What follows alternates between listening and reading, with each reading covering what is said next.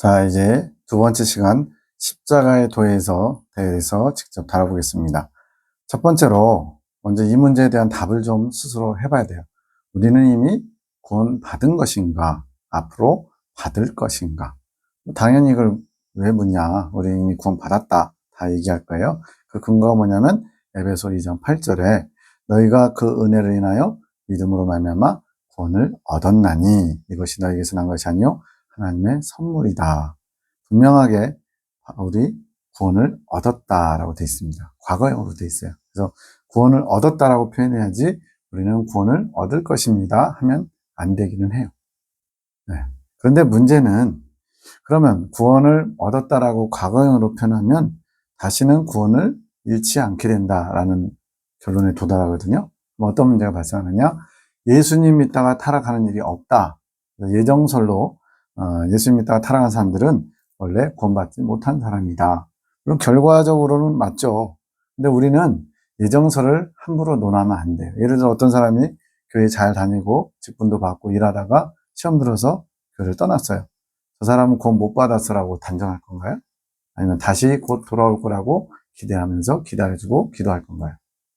이런 예정설은 하나님의 관점에서 신의 영역이에요, 사실은. 어떤 사람이 구원 받았는지 안 받았는지 우리는 결코 알 수 없습니다. 천국 가면 놀란다잖아요. 저 사람이 구원 받았어? 상상도 못하는, 정말 내가 보기에 지옥 가에 마땅한 사람이 천국에 가 있기도 하고요. 또 반드시 구원 받을 거라고 굳게 믿었던 목사님, 장로님 이런 분들이 천국에서 못 만날 수도 있어요. 그렇게 신실한다고 생각했던 분이 천국에 못 오셨다고? 이렇게 해서 놀랄 수도 있어요. 즉 예정설은 하나님의 관점에서 전지적으로 하나님이 구원 받을지 안 받을지, 또 전 강의에서 얘기한 교회 시대에 14만 4천 명이라고 하는 하나님의 특별한 어린 양의 신부들, 하나님께 직접 인을 맞은, 즉 하나님의 백성으로 구원이 확정된 분들, 이런 것도 우리가 누가 될지는 아무도 모르는 거예요. 숫자는 정해져 있어요. 계시록은 전부 다 실제 수라고 했습니다. 14만 4천 명은 이스라엘 지파 중에서, 즉 일부예요.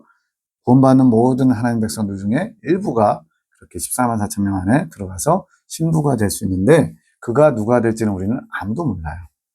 물론 이미 그 과정을 다 거쳐서 신부의 자격을 획득한, 즉 하나님의 인을 맞으신 분이 주변에 있으면 그분이 어린 양의 신부구나 알 수 있지만, 그러나 아직 되지 않은 사람들 중에 누가 될지는 모릅니다. 그래서 하나님은 뭐라 그래요? 누구든지 천국을 침노하라는 거예요. 그것처럼 우리가 구원을 받았다라는 표현을 썼을 때 구원이 확정된 것처럼, 더 이상 생명체에서 지워지지 않는 것처럼 착각하면 안 된다는 겁니다. 왜? 실제로 그 출애굽기 32장 32절에 뭐가 있냐면, 시내산에서 송아지 우상, 금송아지 우상 때문에 하나님이 그들을 다 멸절시키겠다고 진노하세요. 모세가 뭐라고 하냐면, 하나님 합의하시면 저들의 죄를 사해 주십시오. 그렇지 않을 것 같으면 저를 생명체에서 지워주십시오. 모세가 엄청나죠. 그 전에 막 입이 둔하다 뭐하다 하면서 뒤로 빠졌던 사람인데, 시내산에서 하나님과 담판을 짓는 거예요. 저들의 죄를 사하실 거면 사해 주시고, 만약 사하지 않으실 거면 저를 생명체에서 지워달라고 요청합니다. 어마어마한 세기의 담판이에요. 그때 하나님 뭐라고 하시냐면, 누구든지 내게 범죄하는 생명체에서 지워버릴 것이다. 그 얘기 뭐예요? 생명체에서 기록되는 게 구원을 얻은 겁니다. 잘 이해해 보세요. 구원을 얻었다는 표현, 구원이 과거형으로 표현된 거는 생명책에 기록됐다는 의미예요. 생명책에 기록됐으면 그대로 유지되면 천국에 가겠죠. 근데 출애굽기 32장 32절 말씀처럼 생명책에 기록됐다가 지워지기도 한다는 거예요. 그게 바로 가라지 이단 교주들이 그렇습니다. 박대선, 문선명, 정명석 이런 사람들, 다 그 사람들이에요. 이것처럼 생명책에서 기록이 됐기 때문에 구원을 얻었다는 과거형을 쓴 거지, 구원이 확정돼서 더 이상 생명책에서 지워지지 않는다, 이러면 안 된다는 거예요. 그것은 우리의 영역이 아닙니다. 지워질 수 있습니다. 언제? 광야의 정 40년 가는 동안, 아직 가나안 땅, 천국의 모형이라고 하는 천국의 이 땅에 사는 동안에 내 안에 신명천국, 하나님의 영이 완전히 들어오셔서 합일되는, 더 이상 나가지 않는 그 구원이 확정되기 전까지는 광야 성도들은 다 구원이 아직 확정된 게 아니라 구원의 여정 중에 있는 거예요. 출애굽이 구원의 시작이고 광야 40년 여정이 구원의 여정이고 가나안 땅에 들어가는 것이 구원이 확정되는 겁니다. 아직 우리는 구원이 확정된 게 아니에요. 그래서 우리는 구원 받았습니다. 생명책에 기록됐습니다. 까지는 얘기할 수 있어요. 그런데 구원이 확정됐습니다. 이러면 안 된다는 거예요. 구원이란 뭐냐? 죽은 자가 생명을 얻는 거. 아까 죽었다는 건 무슨 의미라고 그랬어요? 하나님과 관계가 끊어진 게 죽음이에요. 그게 다시 연결되는 게 생명을 얻는 것이에요. 그게 구원입니다. 하나님 관계가 회복된 게 구원이에요. 그리고 죄인은 하나님 나라에 들어갈 수 없어요. 진짜 사소한 죄, 10원짜리 하나 훔친 것 가지고도 천국은 들어갈 수 없어요. 왜? 천국은 죄가 있으면 들어갈 수 없는 곳이니까. 그 죄가 다 해결되고 의로워진 사람, 죄가 없는 사람, 깨끗한 사람 되는 것, 이게 구원입니다. 또 굉장히 중요한 편이라서 빨간색으로 한 거예요. 생명의 주인 되신 하나님과 관계가 회복되는 것이 구원입니다. 이거를 좀 어렵지만 창조 질서의 회복과 창조 목적의 회복이라는 단어를 써서 설명할 수 있는데, 창조 질서라는 건 뭐냐? 하나님 처음에 천지 창조를 하신 이유가 이 세상을 멋들어지게 만들어서 뭔가 이렇게 하나님 누리시려고 하셨겠어요? 그게 아니고 하나님의 형상 따라 지음받은 인간들을 위해서 하늘의 별과 달과 해를 창조하시고 이 땅에도 식물들을 창조하시고 모든 동물들을 사람을 위해서 지으신 거예요. 그 목적이 뭐냐? 이 하나님의 형상을 지은 인간을 이제는 하나님의 생명과 합일된 그런 존재로서 영원히 연합된 삶을 살기 위해서. 그래서 하나님이 아담과 하와를 딱 만들었는데 그들은 순수하고 깨끗한 의지였는데 하나님과 이제 연합하는, 즉 생명과를 먹고 하나님과 연합을 해야 되는데 먹어야 될 생명과를 먹지 않고 먹지 말라고 한 선악과를 먹으면서 하나님의 질서, 그래서 질서는 구원을 이루기 위한 질서입니다. 하나님과 연합하기 위한 그 하나님의 법도예요. 하나님의 질서가 깨져버렸어요. 이게 창조 질서가 무너진 겁니다. 하나님과 인간의 관계가 창조주 대 피조물이지만 연합으로 연결돼서 하나님과 영원히 함께 사는 게 하나님의 꿈이었어요. 하나님의 뜻이었어요. 근데 그게 아담과 하와의 타락으로 질서가 무너지고 깨져버린 거예요. 그래서 우리가 다시 우리 안에 있는 죄성을 해결하고 아담과 하와의 그 순수한 상태, 타락 이전의 상태로 돌아가는 것이 창조 질서의 회복이고요. 그런 순수한 상태에서 아담의 처음 창조된 모습까지 회복하는 것은 창조 질서가 회복되는 거예요. 그러면 그 위에 하나 또 남았죠. 뭐예요? 마치 하나님과 아담과 하와 사이에 생명과를 먹음으로써 연합을 이룬 것처럼, 하나됨을 이룬 것처럼 창조 목적, 본래의 목적을 회복하는 것. 이것이 바로 이제 우리 그 성경의 핵심들에서는 이긴 자, 익은 열매 이후에 완덕이라고 하는 더 하나님과 온전한 연합, 일치를 이루는 과정이 있다라고 설명합니다. 아까 말씀드렸던 구원의 확정, 즉 이 땅에 사는 동안에 구원이 확정돼서 더 이상 타락해서 지옥 가지 않는 사람들이 이긴 자, 익은 열매라는 단어를 써요. 이거는 이제 또 다른 과목에서 자세히 다룰 겁니다. 이긴 자, 익은 열매가 되고서 끝나는 게 아닙니다. 그 이후로도 다시 또 더 성장해야 돼요. 어디까지? 완덕이라는 것까지. 그걸 이스라엘 백성들의 모형으로 얘기하면 이스라엘 백성이 가나안 땅에 들어갔어요. 그러면 이제 천국에 들어갔잖아요. 이 구원이 확정된 겁니다. 그 이후에도 사사시대와 왕정시대를 또 거치죠. 왕정시대의 피크가 뭐냐? 바로 예루살렘 성전이 지어지는 거예요. 솔로몬의 예루살렘 성전이 완공되는 순간 비로소 하나님의 보좌가 예루살렘 성전 지성소에 딱 자리매김하는 것처럼 하나님이 원하시는 창조 목적이 완성되는 거예요. 그게 창조 목적의 회복입니다. 이 부분은 너무 어렵기 때문에 나중에 기회가 되면 하는데, 어쨌든 하나님과 관계, 깨어졌던 단절됐던 관계가 회복되는 게 구원이에요. 지옥 백성, 저와 여러분은 태어나기 전부터 지옥 백성으로 이미 꼬리표를 달고 태어난 거예요. 여긴 지옥 백성 써져 있는 거예요. 명찰을 달고 있어요, 지옥 백성. 근데 이게 떨어지고 천국 백성이 되는 게 바로 구원입니다. 자, 예수님을 믿고 구원받은 사람은 의인인가? 이제 구원받았다는 과거형을 썼어요. 근데 제가 말씀드렸죠? 구원이 확정된 게 아니고 생명책에 기록됐기 때문에 구원이 그대로 유지만 되면 이제 구원받는 거는 정해진 거예요. 근데 문제는 그렇다고 해서 예수님 믿고 저희들이 의로워졌냐? 죄가 해결됐냐? 예수님 믿자마자 죄성이 해결되고 더 이상 자범죄도 짓지 않는다면 맞죠. 근데 대부분의 사람들은 예수님 믿고 죄를 안 짓냐?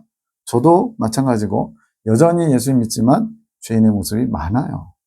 여전히 아침에 뭔가 기분이 안 좋으면 누구한테 화를 버럭 내기도 하고요. 조금만 손해볼 것 같으면 살살 말을 돌려가지고 거짓말로 자기 이익을 지키려고 하고요. 실종질성, 교만한 거, 태만한 거, 음란한 거, 아집적인 거, 질투하는 거, 포악된 거, 거짓된 거 다 가지고 있어요. 다만 어떤 건 좀 세고 어떤 건 좀 덜 나타나는 것 뿐이지 기본적으로 칠종질성을 다 갖고 있어요. 이건 마귀의 성질인데 타락한 아담과 하와 이후에 모든 사람이 태어나면서부터 죄성을 가지고 태어나요. 오늘날 기독교 교리가 예수 믿고 출애굽, 즉 구원받으면 출발하면 죄성이 해결됐다, 제거됐다 잘못 알고 있습니다. 원죄가 그대로 있어요. 그게 뭘 의미하냐면 모형에서 설명해 주면 가장 쉬워요. 이스라엘 백성들이 애굽에서 나와서 가나안 땅, 즉 천국의 모형으로 가잖아요. 광야 40년 여정 동안에 천국을 상징하는 가나안 땅에는 뭐가 있었냐면 가나안 7족이 살고 있었어요. 왜 일곱 족속이냐? 바로 천국을 상징하는 우리 안에 하나님이 우리 안에 거하시는 집, 천국을 건설하는 게 하나님 뜻이에요. 심령 천국이라고 합니다. 이 심령 천국에 여전히 예수님을 믿지만 마치 이스라엘 백성들이 광야 40년 여정을 걷는 동안에도 가나안 땅에는 여전히 7족이 살고 있는 거예요. 그게 의미하는 바가 뭐냐? 우리가 예수 믿고 출발했지만, 구원을 출발했지만 여전히 광야 여정 동안에는 죄성이 우리 심령 안에 있다는 걸 상징합니다. 이따가 어떤 표를 보여드리면 좀 더 이해가 쉬울 거예요. 이것이 예수 믿자마자 우리의 원죄가 해결됐다는 게 잘못됐다는 것을 보여줍니다. 여전히 가나안 7족으로 살고 있어요. 가나안 땅에. 자, 그리스도 예수 안에 있는 구속. 구속이라는 건 이거 수갑차는 구속이 아니고요. 구할 구자, 갚을 속자. 구원하기 위해서 죄값을 치른 것을 구속이라고 하는 겁니다. 이 구속하고는 단어가 달라요. 어디에 있냐? 예수님 안에 있다는 거예요. 즉 우리가 구원받아서 죄값을 치르려면 예수님 안에 머물러야 돼요. 아까 나왔죠. 예수 그리스도로 옷 입고 종일부의 육신의 일을 도모하지 말라. 로마서 13장 14절 말씀처럼 예수님 안에 있는 이 구속으로 말미암아 은혜로 해서 은혜란 단어 선물과 거의 같이 쓰는데 그냥 값없이 조건 없이 그냥 주신 거예요. 일방적으로. 주님은 모든 사람에게 은혜 베푸시기 원합니다. 구원의 선물을 주기 원하십니다. 이것을 우리가 받아 누리는 것이 그게 복인 거예요. 주님이 주시고자 하는 복. 의롭다 하심을 얻은 자가 됐다. 여기 의롭다 하심을 얻은 자, 또 이미 의롭다 하심을 얻은 걸로 돼 있죠. 이런 단어 때문에 사실은 예수 믿자마자 우리는 의로워졌어. 이신득이. 믿음만 있으면 돼. 그러다 보니까 어떤 일이 벌어져요. 나는 의로워졌다라고 믿어요. 이신득이 했다고 믿어요. 근데 문제는 삶은 전혀 의로워지지 않았어요. 불신자보다 더 악한 자들이 많아요. 심지어는 그리스도인 기업가인데 기독교 사업가하고 파트너십 하기를 싫어해요. 왜? 우리 예수님 얘기를 막 해요. 그러면서 나중에 결론이 뭐냐? 깎아줘요. 더 싸게 해줘요. 당신이 좀 손해봐요. 왜 이런 서글픈 현실이 있을까요? 의롭다 하심을 얻었다면, 여기서 의롭다 하심을 얻었다는 거는 나는 의롭지 않은데 그냥 의롭다고 하나님 봐주셔. 이거는 사기입니다, 사기. 물론 실제로 내가 의로워져서 의로워지는 건 아니에요. 그러나 의롭지 않은 여전히 죄의 모습이 많은데도 하나님이 의롭다 해주시는 거니까 그게 은혜지 이러면서 그걸 만족한다면 그래서 불신자들에게 욕을 먹는 거예요. 개독교 소리를 듣는 거예요. 저들이 믿는 하나님 도대체 어떤 하나님인데 저렇게 불법을 저지르고 화염병 던지면서 500억을 내놓으라고 그런 것이 하나님 뜻이라고 저러고 있으니 이해가 되냐고요. 동체. 우리 그리스도인들은 세상 사람들이 봤을 때 초월자의 영성을 따라가야지 몰상식한 상식을 초월해야지 몰상식한 사람들이 되면 안 돼요. 상식적으로도 저건 납득이 안 되는 그런 사람이 되면 안 된다고요. 세상이 감당할 수 없는 자가 돼야지 세상이 너무나 무대뽀해서 감당을 못하는 자가 되면 안 돼요. 예수님 믿으면 구원이 확정된 줄 알고 생명책에서 지워지지 않는다고 생각하는 사람들이 너무나 많습니다. 아까 말씀드렸죠? 생명책에 기록돼요. 언제? 예수님 믿고 출애굽하면. 그러나 그것이 계속 유지되려면 과정이 있어야 되는 거예요. 구원이 확정된 줄 착각하지 말기 바랍니다. 바울도 뭐라 그랬어요? 선줄로 생각한 자는 넘어질까 조심하라. 두렵고 떨림으로 너희 구원을 이루라. 구원이 확정됐으면 두렵고 떨릴 일이 뭐 있어요? 또 선줄로 생각한 자 넘어질까 조심하라 이런 말도 필요 없습니다. 우리는 언제든지 넘어질 수 있고 언제든지 구원에서 떨어질 수 있는 연약한 자들이라는 거예요. 구원이 확정되기 전까지는 우리는 조심스럽게 천국을 향해 한 걸음 한 걸음 나가야 됩니다. 나는 의인인가 죄인인가? 이 답도 아까 다 나왔었어요. 뭐냐면 나는 죄인이에요. 여전히 내 안에 죄성이 있어요. 그래서 출정죄성을 갖고 있는 사람은 다 죄인인데 아까 로마서에서 그리스도로 옷 입혀준대요. 그러면은 죄인인 내 모습은 가려주고 누구의 모습만 나타나요? 예수 그리스도의 모습만. 예수님은 의로우신 분이잖아요. 그래서 예수님으로 옷 입으면 의인이 되는 거예요. 이걸 그대로 계속 광야 여정 동안에 40년 동안에 유지하고 있으면 우리는 의롭다라고 얘기할 수 있어요. 근데 문제는 우리가 쉽게 벗어버려요. 그리스도 안에 머물지 못하고 그리스도를 떠나게 됩니다. 그땐 또 뭐만 나타나요? 죄인으로 드러나는 거예요. 그러니까 광야 여정 동안에 계속 의인이었다, 죄인이었다가 반복됩니다. 어떤 때 죄인이 될까요? 예수님을 벗어버리고 내 마음대로 육체의 정욕을 따라 즐기면서 죄를 추구하면 죄인이 그대로 되는 거고요. 또다시 회개하고 진심으로 회개하고 다시 예수님의 의로움을 덧입으면 다시 의로워지고요. 이게 계속 반복되는 거예요. 마치 옷을 입었다 벗었다 하는 것처럼. 이것을 온전히 끝까지 유지할 수 있는 어떤 경지에 이르신 분들이 바로 우리가 말하는 교회시대 이긴 자들, 이근 열매들이에요. 이분들은 더 이상 이것이 벗겨지지 않습니다.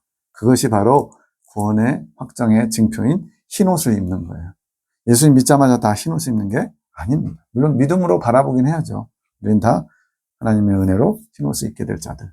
그러나 그것이 광야 여정 동안에 계속 벗겨지지 않고 입힌 상태는 아니라는 거예요. 자, 세 번째로 그리스도 안에서라는 단어가 아주 중요합니다. 별표 100개. 바울의 전매 특허와 같이 그리스도 안에 있으면 그리스도 안에서 그리스도와 함께 이런 표현들이 많이 나와요. 십자가도의 핵심입니다. 갈라디아서 2장 20절 내가 그리스도와 함께 십자가에 못 박혔나니 그런즉 이제는 내가 산 것이 아니요 오직 내 안에 그리스도께서 사신 것이라. 이제 내가 육체 가운데 사는 것은 나를 사랑하사 자기 몸을 버리신 하나님의 아들을 믿는 믿음 안에서 사는 것이다. 지금 안에서라는 표현 또 나왔죠? 그리스도와 함께라는 표현도 안에서 의미고요.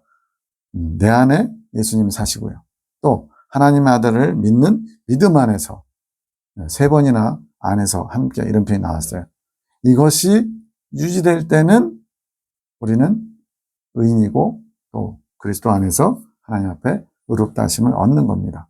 근데 이것이 벗어지면 마치 옷을 벗듯이 벗겨지면 여전히 또 죄인으로 드러나는 거죠. 그래서 광야의 정생활, 신앙생활을 잘한다는 의미는 뭐냐? 그리스도 안에 머무는 삶을 유지하는 거예요. 중요한 말씀드립니다. 그리스도 예수 안에 머무는 게 유지되는 것이 가장 신앙생활을 잘하는 거예요. 그걸 우리는 또 다른 표현으로 성령 충만한 삶이라고 얘기합니다. 자, 십자가의 도를 이해하려면 아담을 이해해야 돼요. 아담 안에서 모든 사람이 죽은 것 같이 그리스도 안에서 모든 삶을 얻으리라. 자, 아담이 있고요. 예수님이 있어요. 근데 아담의 후예들인 우리들은 다 아담이 타락할 때, 창세기에 아담이 타락할 때 그의 안에 있었어요. 이걸 다른 편으로 허리 아래 있었다 그래요. 아직 태어나지도 않았는데 아담의 핏줄을 입기 때문에 아담 안에 아담의 허리 아래 있었다. 그 안에서 모든 사람이 다 죽었어요. 태어나지도 않았는데 하나님은 다 그 후손들을 다 죽었다고 보셔요. 아까 뭐라고 했어요? 죽은 거는 하나님 관계가 끊어진 거죠. 태어날 때부터 다 사산아로 태어나는 거예요. 죽은 채 태어나는 거예요. 근데 그리스도 안에서 모든 사람이 다시 생명을 얻는데요. 아까 생명은 뭐라고 그랬어요? 하나님 관계가 다시 연결되는 거. 그리스도 안에서가 얼마나 중요한지 알 수 있어요.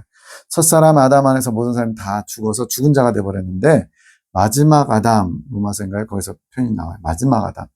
아담의 특징이 뭐예요? 인류의 대표자라는 특징이에요. 즉 첫사람 아담 안에서 계속 아담의 후손들은 아담과 같은 계보를 갑니다. 이 죄의 계보를 끊으신 분이 누구냐? 마지막 아담. 더 이상 죄의 유전이 예수님으로부터 끝나는 거예요. 그 이후로는 이제 완전히 새롭게 재창조를 하시는 거예요. 십자가의 도는 십자가의 죽으심만 얘기하는 게 아니고 부활까지 포함한 게 십자가의 도의 핵심이에요. 지금 첫사람 아담 이래로 모든 사람이 죄로 인해서 죽은 것이 계속 유전적으로 계보가 이어지다가 마지막 아담으로 오신 예수님 안에서 하나님이 그렇게 보시는 거예요. 첫사람 아담 안에서 모두 다 범죄로 죽었고 마지막 아담이신 예수님 안에서 모든 사람이 다 죽고 다시 살아나시는 거예요. 이게 십자가의 도입니다. 죄 문제를 해결하시는 하나님의 놀라운 방법이에요. 왜 예수님이 이 땅에 오셔서 이 일을 감당해야 되느냐? 구약의 레위기 16장에 대속제일의 제사의 제물의 조건이 있어서 그래요. 흠도 점도 없는 제물이어야 되고요. 또 그 제물을 반드시 죽여서 죄 문제를 해결했단 말이에요. 근데 문제는 이 땅의 아담의 후손들은 전부 다 흠도 점도 있어요. 여기서 말하는 점은 타고나는 거, 원죄를 가리키는 표현이고요. 흠은 살다 보니까 막 생책이 생기잖아요. 이게 자범죄입니다. 원죄의 뿌리에서부터 자범죄가 발생되잖아요. 즉 원죄와 자범죄가 있는 존재는 속죄제물에 자격이 없는 거예요. 그래서 아담 이래로 모든 아담의 피를 이어받은 사람들 다 모든 사람이 죄를 범하였으며 죄인이라는 거예요. 그래서 예수님이 의로우신 분, 죄가 없으신 분이 만약에 요셉과 마리아의 육체적인 관계로 태어나게 되면 어떤 일이 또 벌어져요? 아담의 피가 이어지는 겁니다. 그럼 또 흠도 점도 없는 제물이 될 수가 없어요. 그래서 우리가 사도신경에 고백하는 것처럼 동정녀 마리아에게서 성령으로 잉태할 수밖에 없는 거예요. 성령으로 잉태된 건 뭐예요? 아담의 피로 남녀관계의 그런 결합으로 태어나신 게 아니라는 말씀이에요. 성령으로 잉태된 것을 부인하면 안 됩니다. 왜? 그걸 부인하면 아담의 피를 이어받았기 때문에 죄가 있다는 거예요. 그러면 속죄제물의 자격에서 탈락입니다. 예수님이 속죄제물이 될 수 없다면 구원의 문제는, 속죄의 문제는 해결할 수가 없죠. 그래서 동정녀에게서 태어나신 거 반드시 믿어야 되고요. 성령으로 잉태된 거. 또 하나는 하나님이 의로우신 제물, 죄도 흠도 점도 없는 이러한 예수님이 그 문제를 해결하실 수밖에 없기 때문에 또 피를 흘려야 된다고 그랬죠. 피를 흘리려면은 영체로 되는 게 아니고 육체를 가지고 돼야 돼요. 그래서 그리스도께서 육체로 오심을 부인하는 자마다 다 이단으로 요한에서에서 정죄하죠. 영지주의가 그것을 육체를 악하다 해가지고 예수님이 가짜로 영체이신데 육체를 입고 오신 것처럼 다 쇼했다 이렇게 얘기해요. 그러면 피 흘림이 없잖아요. 피 흘림이 없으면 사함이 없다고 그랬잖아요. 그래서 이단의 가장 중요한 두 가지 기준이 뭐냐? 하나는 흠도 점도 없는 제물이 되기 위해서 동정녀 마리아에게서 성령으로 잉태되셨다. 이거를 부정하면 안 돼요. 아담의 피를 이어받으면 안 되니까. 두 번째는 뭐예요? 피 흘려셔야 되기 때문에, 십자가에서 피 흘려 죽으셔야 되기 때문에 육체로 오심을 부인하는 거. 예수님은 사람의 몸을 입고 오셨어요. 피를 흘리게만 속죄제물이 될 수 있기 때문에. 이 두 가지를 부인하면 100% 이단이고 구원과는 거리가 멉니다. 이것을 이해해야만 이제 예수님이 무슨 말씀을 하신 건지, 이게 무슨 의미인지 알 수가 있어요. 그러므로 이제 그리스도 안에 있는 자에게는 바울이 이 얘기를 참 많이 했어요. 그의 모든 성경에서. 그리스도 안에 있는 자에게는 정죄함이 없다. 아까 말씀드렸죠. 광야 여정 가운데서 그리스도 안에 머물기도 해요. 근데 이거는 굉장히 어렵습니다. 왜? 우리가 날마다 하나님을 바라보면서 하나님 중심으로 죄를 범하지 않는 성령 충만한 삶을 유지하기가 쉽지 않잖아요. 여기서 말하는 그리스도 안에 있는 자는 완성된 자를 말하는 겁니다.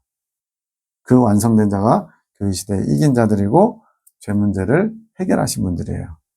즉 죄성이 뽑혔기 때문에 정죄함, 정죄, 죄를 정한다, 죄를 지적한다, 죄를 심판한다 이런 개념인데 그게 없다는 거예요.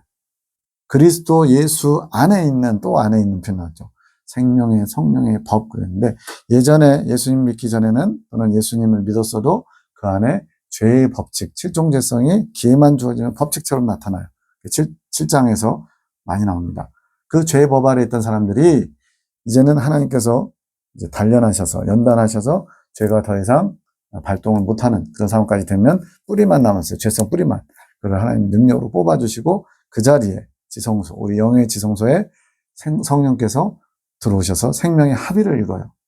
그때부터는 이제 죄와 사망의 법에서 해방됐다 얘기하는 겁니다. 그래서 로마서를 해석하는 분들 중에 로마서 7장은 불신자 시절, 8장은 신자 시절 이렇게 해석하는 분도 많아요.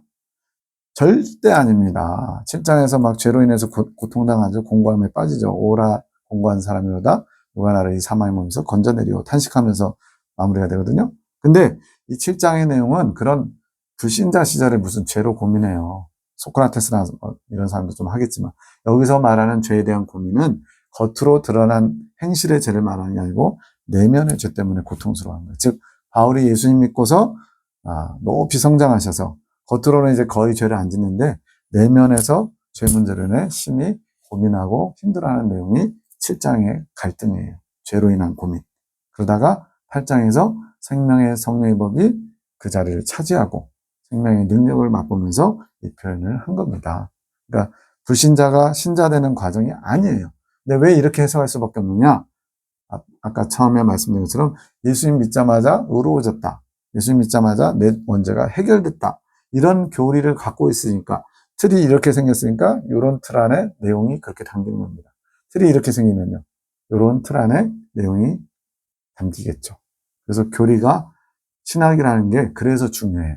어떤 신학을 가지고 있느냐에 따라서 신앙이 달라져요. 네, 신학이 틀이거든요. 근데 이게 제대로 된, 잘된 틀이라면 괜찮죠. 하트 모양 그리면 얼마나 좋아요. 근데 이게 뭐, 사단 표시가 뭔가요? 이건가요? 이건가요? 아무튼 사탄 표시처럼 이렇게 돼버리면 다 망하는 거예요, 망하는 거. 여기서도 지금 생명의 성령의 법이 죄와 사망의 법에서 해방시키는 거는 예수님 믿자마자, 출애굽하자마자 되는 게 아니고 높이 광야의 정을 다 마치고 가나안 땅에 들어갈 때 그것의 대표적인 모양이 뭐냐면 이스라엘 백성들이 하나님 백성이라는 징표가 뭐냐면 할례예요, 할례. 그래서 할례 받지 않은 백성이 어쩌고저쩌고 다윗이 막 나가서 골리앗과 싸울 때 그러죠. 할례 받은 백성, 하나님 백성. 할례 받지 않은 백성, 이방인. 구원받지 못하는 지옥 백성. 이런 개념이 있어요. 근데 할례를 시내산에서도 11개월 정도 머물거든요. 얼마든지 할례를 할 수 있는 시간적인 여건이 많았어요. 근데 그때 다 할례를 안 합니다. 언제 하냐면 출애굽할 때한 것도 아니고 시내산에 머물 때도 한 거 아니고 가나안 땅에 들어가서 입구에서 할례산에서 할례를 해요. 길갈이라는 곳에서. 그것을 애굽의 수치가 굴러 떨어졌다 이렇게 표현합니다. 애굽의 수치, 마귀의 종노릇하던 죄성에 지배받아 하나님 백성이 아닌 마귀의 종노릇하던 그 수치가 굴러 떨어지는 몸의 신체 일부가 떨어져 나가잖아요. 죄성이 굴러 떨어진 것을 바로 할례라고 하는 거예요. 그런즉 누구든지 그리스도 안에 있으면 새로운 피조물이라 이전 것은 지나갔으니 보라 새 것이 되었도다. 또 여기 나오죠. 그리스도 안에 있으면 새로운 피조물. 새로운 피조물은 천국에 합당한 사람을 새로운 피조물이라고 얘기하는 거예요. 왜? 천국은 새 하늘, 새 땅, 새 노래, 새 이름. 모든 게 다 새 거예요. 이 땅과 구별하는 표현입니다. 그래서 새 예루살렘 성, 다 천국과 관련된 건 다 새 것이에요. 그런데 새로운 피조물이 돼야 우리가 이제 천국에 들어가거든요. 어디에 있으면요? 그리스도 안에 있으면. 예수님 믿자마자 다 그리스도 안에 속한, 물론 그리스도 안에 들어오긴 했어요. 근데 이게 아까 구약의 속죄제사처럼 계속 유지되는 게 아니고 임시예요, 임시. 끊임없이 그리스도 안에 머무는 거를 우리가 유지하고 또 애쓰고 힘써야 된다는 거예요. 그렇지 않으면 금세 예수님을 벗어버리듯이 그리스도를 옷 입은 걸 벗어버리듯이 죄인의 모습으로 나온다는 거예요. 새로운 피조물은 바로 천국 백성을 가리키는 표현입니다. 자, 온전한 믿음은 뭐냐? 하나님께서 하나님의 의로, 자기 의가 아닌 하나님의 의로 예수님 안에서 나를 함께 죽이셨다. 십자가에서 내가 그리스도와 함께 십자가에 못 박혔나니 갈라디아서 1장 2장 20절의 말씀처럼 예수님과 함께 내가 죽음으로써 죄값을 치렀죠. 또한 그분의 부활하심에 동참해서 새롭게 살아나야 돼요. 그것이 그리스도의 의를 덧입는 것입니다. 이 하나님께서 이루신 일, 이거는 예수님께서 이루신 일이에요. 이거를 십자가의 도에서 뭐라고 표현하냐면 십자가의 도의 객관적인 은총이라고 해요. 객관적인 은총. 객관적인 은총이란 말은 뭐냐? 모두에게 공통되게 적용되는 거. 즉 이렇게 예수님이 이루어주신 하나님의 의를 믿음으로 받아들이면 그것이 내 것이 되는 거예요. 근데 내 것이 됐다고 그것이 확보된 게 아니고 계속 끊임없이 그것을 적용하고 경험하고 그러면서 계속 성장을 해가야 돼요. 이런 거를 주관적인 은총이라고 하는 겁니다. 어렵죠? 이거는 나중에 성장론을 한다든가 그럴 때 다시 다룰 겁니다. 자, 그분의 부활에 동참해서 이제 이 주님이 하신 것을 먼저 인식해야죠. 아, 주님의 죽음이 나를 위한 것이구나. 그러면서 내 것으로 받아들여야 돼요. 정, 감정, 느낌. 그 다음에 여기서 머물러도 안 돼요. 그에 합당한 삶으로 나아가야 됩니다. 행함까지. 의지, 뜻한 바를 이루고자 하는 것. 그래서 지정의가 전부 주님과 연합을 이루는 것.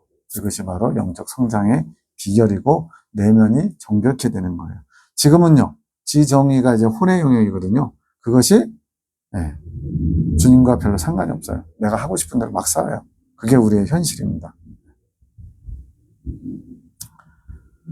자, 여기는 이제 구약의 성막, 모세를 통해서 보여주신 성막의 모습인데, 뜰은 우리 사람에게 비유하면 뜰은 육체를 상징해요. 그래서 번제단이 있고 물두멍이 있는데 번제단 태우죠. 희생과 헌신을 상징하고요. 물두멍은 제사장이 집례하기 위해서 씻는 곳이에요. 그래서 물두멍은 씻는 것, 죄를 씻는 것을 의미합니다. 이건 육체와 관련돼 있어요. 그리고 그 안에 성소와 지성소로 나뉘는데 성소, 지성소를 다 포함해서 영이라고 할 수 있어요. 영. 영의 가장 깊은 곳이 지성소. 지성소에 언약궤가 있는데 언약궤 뚜껑이 바로 하나님의 보좌예요. 보좌. 시은자라고도 불립니다. 은혜를 베푸는 자리. 그래서 지성소에 하나님이 좌정하시기 위해서 우리 심령 안에 놀라운 일들을 지금 하고 계신 거예요.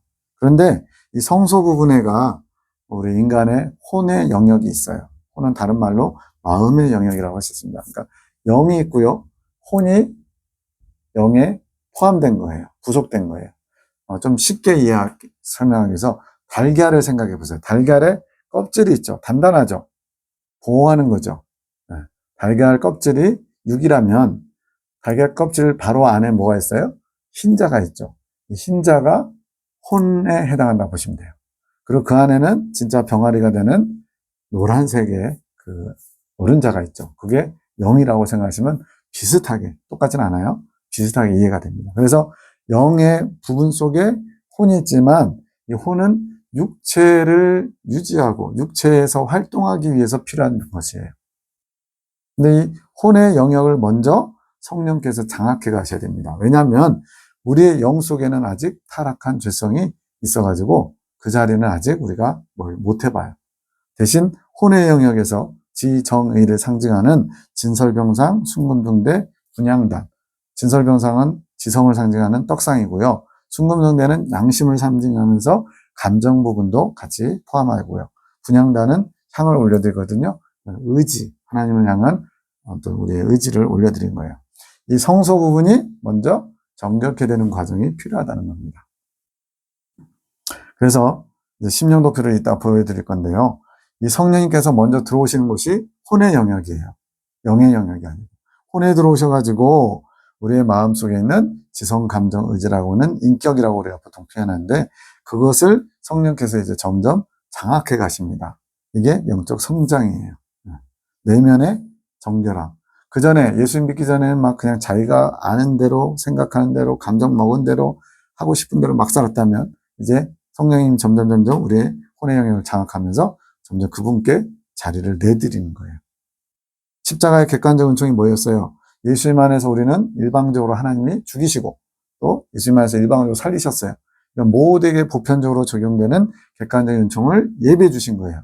이제 이 예비된 은총을 우리가 신앙생활하면서 사용하는 게 주관적인 은총이에요. 각자가 이제 그래서 어떤 사람은 빨리빨리 익어가고요. 어떤 사람은 아주 느긋하게 천천히 천년만년 주님 안 오실 것처럼 이거는 다 주관적으로 그 은총을 적용하면서 사는 모습이에요. 똑같은 은총을 준비해 주셨지만 어떤 사람은 스펀지가 물 빨아들이듯이 그것을 내 것으로 받아들이고요. 어떤 사람은 나하고 별로 상관없이 출애굽은 했는데 더 이상 진전이 없는 사람도 있어요. 경험적으로 이거를 경험해 가야 되는데 이것이 바로 우리 안에서 성령님이 작용하시는 거예요. 그래서 그리스도 안에 온전히 머무는 완성이 뭐냐? 구원의 완성이 합일이에요. 생명의 합일. 하나님의 성령과 우리가 합일되는 거. 영이 하나 되는 거. 자, 이제 심령도표를 보시면 이거는 원래 6번까지 있어요. 근데 이게 도표가 안 들어가기 때문에 4번까지만 보는 겁니다. 자, 1번을 보시면 왼쪽이죠. 왼쪽에 보시면은 처음에 불신자 상태입니다. 우리의 심령을 육체와 성막, 성소, 지성소 이렇게 표현하고 있어요. 육체와 영. 근데 속에 보면은 뭐가 막 잔뜩 있죠. 7종 죄성이 우리의 영혼 전체를 갖다가 다 장악하고 있는 거예요. 그래서 기회만 주어지면 7종 죄성이 발동하는 겁니다. 어떤 사람이 지나가다 말고 요즘 묻지마 살인 하잖아요. 갑자기 지나가는데 갑자기 제뺨을 빡 때려요. 순간적으로 당황하죠. 뭐지? 내가 뭐 잘못했나? 또 나 아는 사람인가 그랬는데 전혀 모르는 사람. 왜 때려요? 그랬더니 그냥 심심해서 이러면 어떻게 돼요? 성질이 팍 나죠. 기회가 주어지면 이게 이러면서 이제 나보다 뭐 되게 좀 왜소하고 별 볼일 없어 봐요. 나보다 더 큰 사람이면 무서워서 도망가겠지만 나보다 키도 작고 별 볼일 없어 보이고 힘도 없어 보이는데 만약에 그렇게 했다. 그러면 당장에 그냥 쌍싸다 따닥 감히 이게 죽으려고 막 이러면서 할 것 같아요. 기회가 없을 때는 발동을 안 해요. 그게 이제 이 1번의 밑에 쪽이에요. 근데 기회가 주어지면, 즉, 내 정욕이 만족하지 못하면, 내 정욕이 승질나게 만들면, 그러면 죄가 발동하는 거예요. 포악성이. 포악성만 그러겠어요? 평소에는 얌전했다가 술만 먹으면, 죄송합니다, 개가 되는 사람들도 있잖아요. 그런 기회가 주어져가지고 자기의 본성을 막 드러내는 거. 이게 바로 1번의 위에 있는 죄성이 발동해가지고 내 심령 상태가 죄에 완전 지배받는 거예요. 두 번째, 가운데 아래쪽에 보시면 비둘기, 성령님의 비둘기 상징으로 된다 그랬잖아요. 5가지 중에 성령님을 이제 모셔드린 거예요. 우리 심령 안에.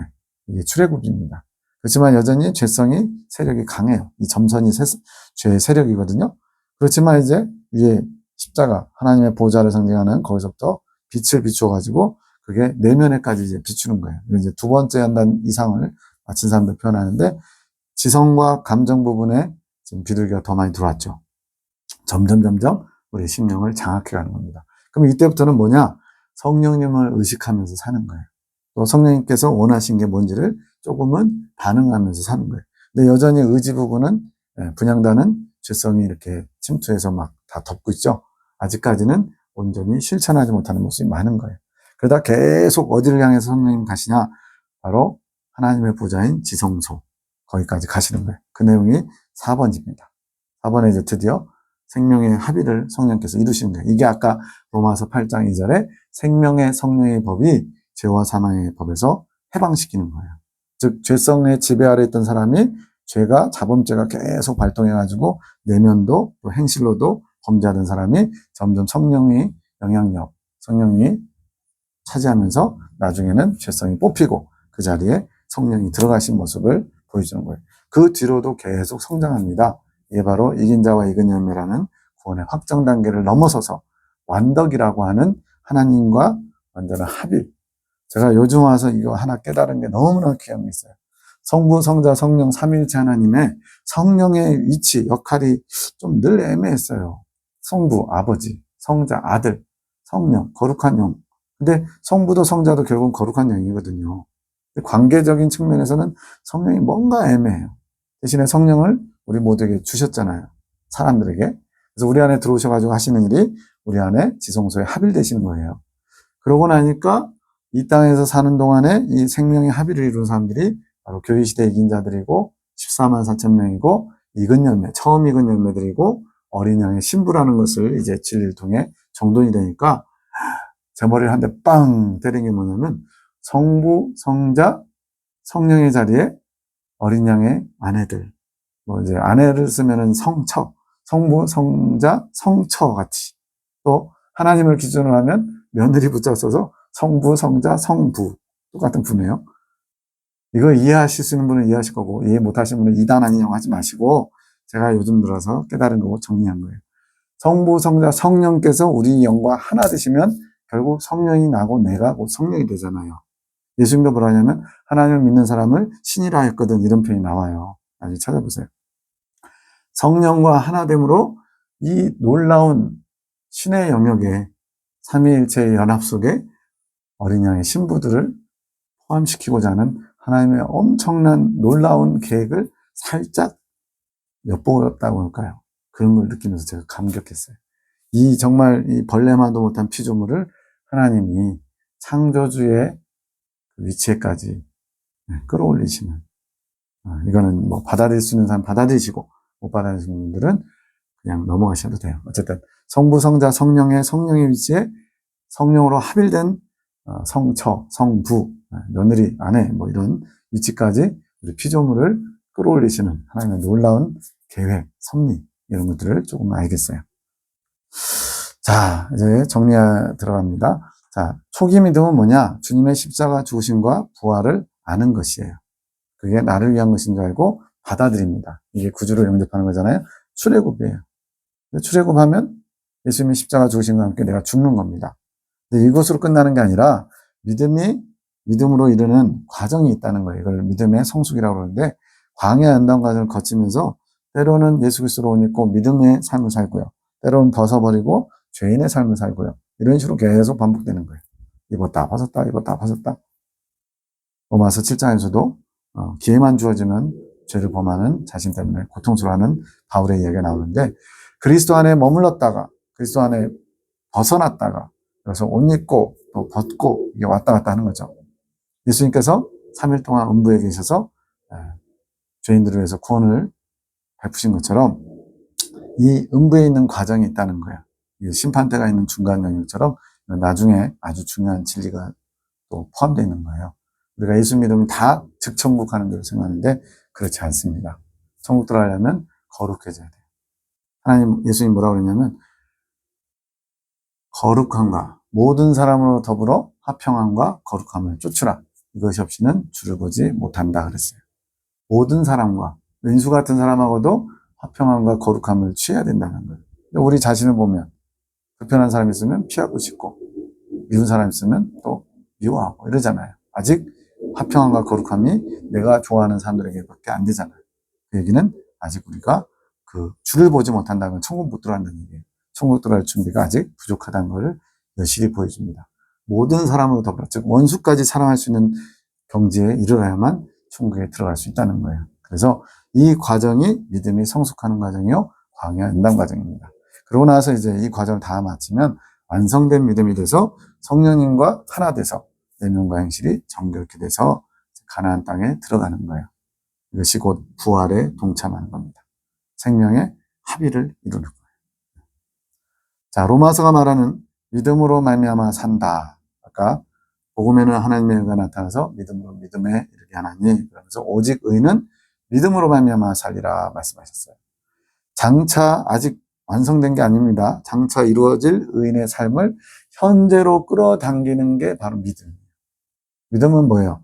바라는 것들의 실상, 보지 못하는 것들의 증거. 즉 지금 만져지고 느낄 수 없는 뭔가 당장 손에 쥐어지지 않은 그것을 바라보는 게 믿음이라는 거예요.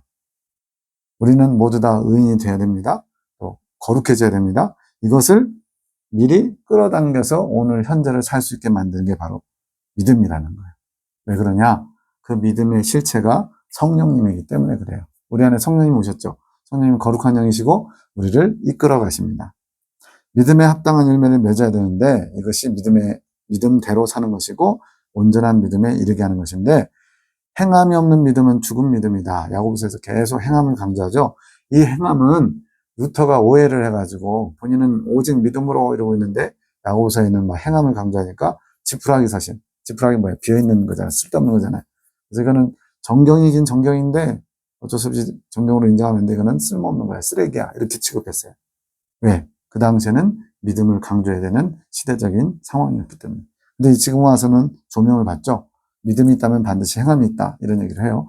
근데 더 깊이 들어가면 여기서 말하는 행함이라는 것은 우리의 어떤 외적인 행실을 가리키는 게 아닙니다. 믿는 사람으로서 이렇게 해야지. 믿는 사람은 저렇게 해야지. 이런 행실이 아니라 이 안에서 믿음의 중심, 믿음의 주체이신 성령님에게 이끌려가는 것이 행함이라는 거예요. 성령의 이끌림 받는 삶이 행함이 있는 믿음이고 그 행함이 겉으로 드러나면 그게 바로 행함의 열매, 즉 행실이 되는 겁니다. 이러한 성령의 이끌림 받는 삶이 없이는 이러한 믿음의 삶이 없이는 죽은 믿음이고 죽은 믿음은 천국에 이를 수가 없는 믿음이에요. 이것 또한 굉장히 깊은 것인데 이거는 나중에 이제 하늘군대나 그 외에 다른 책자를 여러분에게 설명할 때 더 자세히 다룰 겁니다.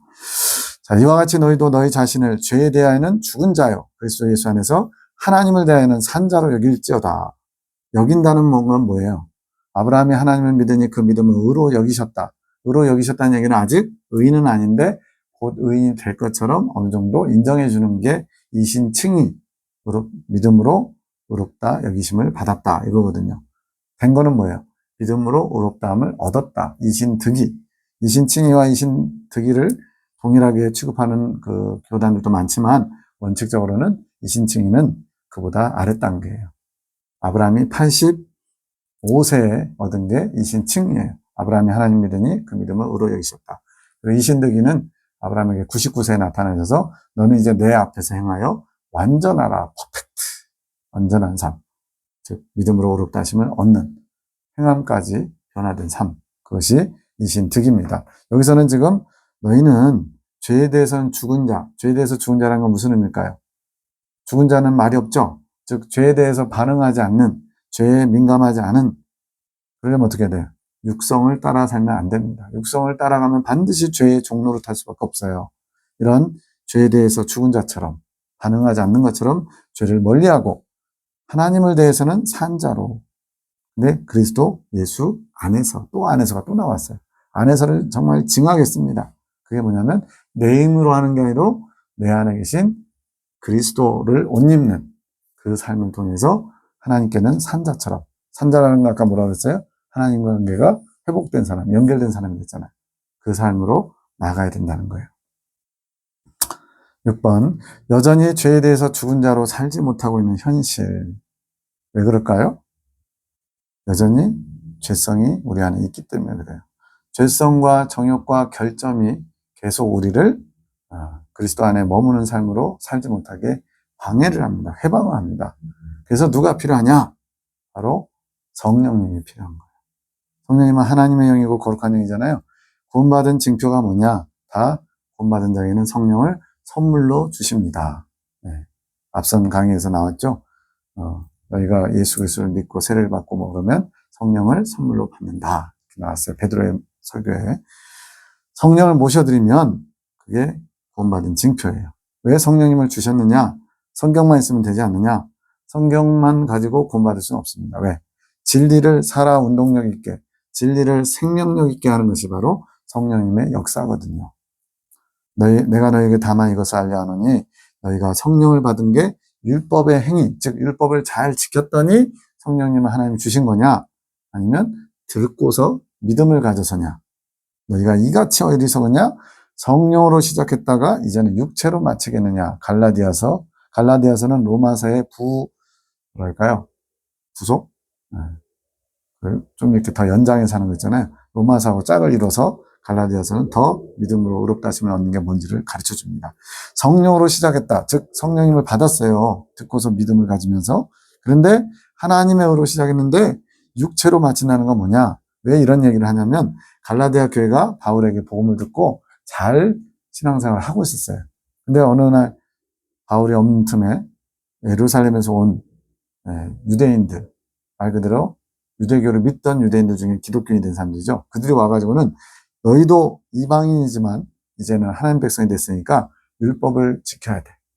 또 할례를 받아야 돼. 절기를 지켜야 돼. 이런 유대인들에게 매여있는 그런 율법의 준수를 요구합니다. 그랬더니 그들이 듣고 나니까 그래? 그래야 된다면 뭐 그렇게 하지 뭐 라고 해서 동조를 해버린 거예요. 그러다 보니까 이방인들이 막 이제 율법을 지키고 할례를 받고 절기를 준수해서 구원에 이를 것처럼 그렇게 돼버린 거예요. 그거에 대해서 막 바울이 진노해가지고요. 갈라디아서에 2번이나 내가 전한 복음 외에 다른 복음을 전하면 저주를 받을지어다. 와, 바울이 이렇게 강하게 얘기한 거 처음 봤어요.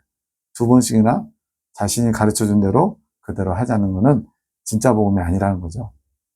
그게 육체로 마친다. 즉 뭔가 행위로 율법을 지키고 할례를 받고 절기를 지키고 이런 걸로 자기로 구원을 이루려고 하는 거. 이건 망하는 겁니다. 이게 육체로 마치는 거예요. 하나님의 의로 시작하는 건 뭐냐면 성령으로 시작하는 거예요. 왜?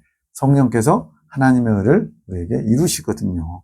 내가 뭐 잘나서 하나님의 의로우심을 우리가 덧입고 이루겠어요.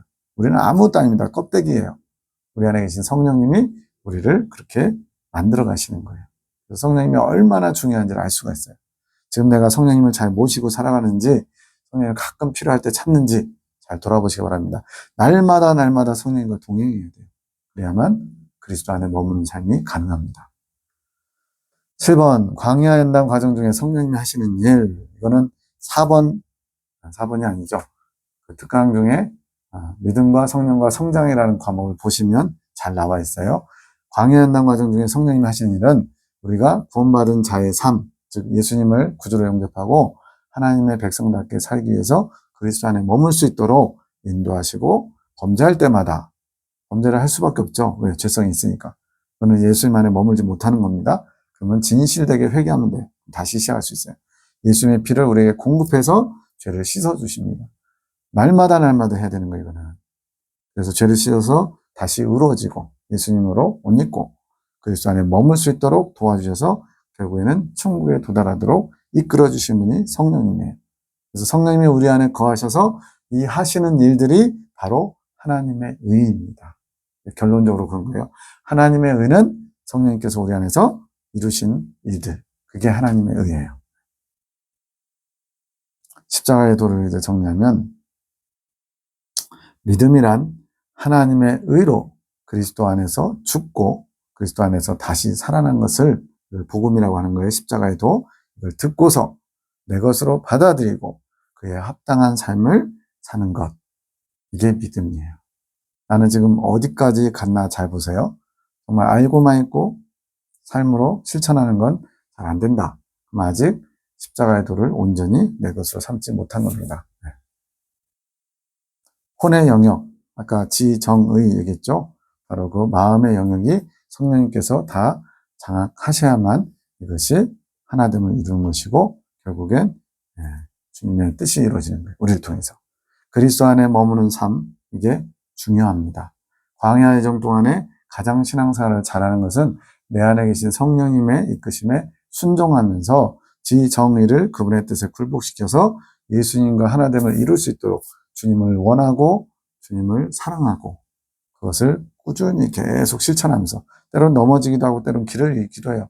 그러나 성령님이 떠나가시지 않는 한, 성령이 소멸되지 않는 한 우리를 다시 일으켜 세우실 겁니다. 그분을 잘 모시고 그리스도로 옷 입는 삶, 그리스도 안에 머무는 삶을 추구할 때 우리는 하나님 나라에 들어갈 수 있습니다. 모쪼록 십자가의 도를 다시 한번 잘 듣고 정리하시고 하나님의 나라를 꿈꾸시는 저와 여러분이 되시기를 축복합니다. 감사합니다.